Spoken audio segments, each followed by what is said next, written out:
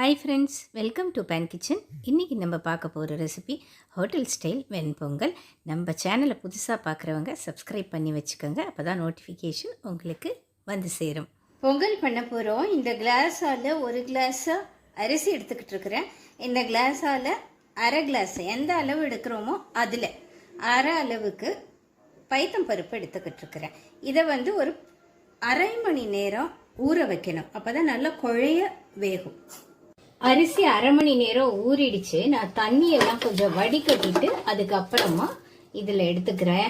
ஏன் தண்ணியை வடிகட்டினேன்னா அளவு தெரியணும், நம்ம எவ்வளவு அளவு ஊற்ற போகிறோம் தண்ணிங்கிறதுக்காக அது வடிகட்டி எடுத்துக்கிட்டு இருக்கிறேன்.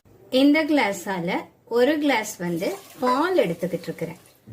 ரொம்ப சுவையாக இருக்கும், அதுக்காக பால் எடுத்துக்கிட்டு இருக்கிறேன். இப்போ மொத்தம் 5 கிளாஸ் தண்ணி, அதில் ஒரு கிளாஸ் பால் ஊற்றியாச்சு. இப்போ 4 கிளாஸ் தண்ணி ஊற்றிருக்கிறேன். இது 2 விசிலுக்கு குக் பண்ணி எடுக்கணும். ஒரு பச்சை மிளகா ஒன்று ஆட் பண்ணுற ஃப்ளேவருக்காக கறிப்பத்தா கொஞ்சமாக ஆட் பண்ணுறேன்.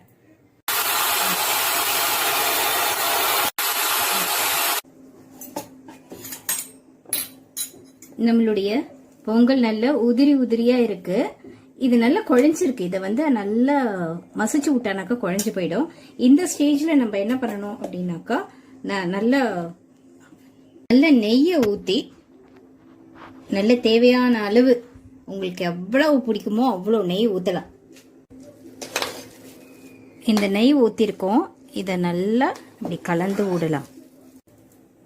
இப்போ நம்ம தாளிப்பு கொடுக்க போறோம். நான் கடலெண்ணெய் எடுத்துக்கிட்டு இருக்கிறேன். 1 டீஸ்பூன் பிளாக் பெப்பர்.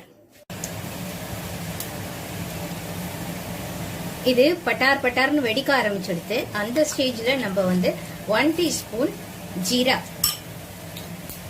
2 இன்ச்சுக்கு இஞ்சிய நல்ல துருவி வச்சிருக்கோம்.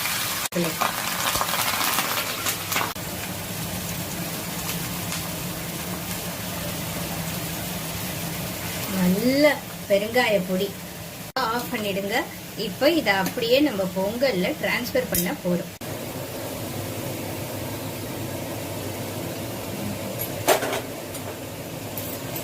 இதை நல்லா கலந்து விடணும்.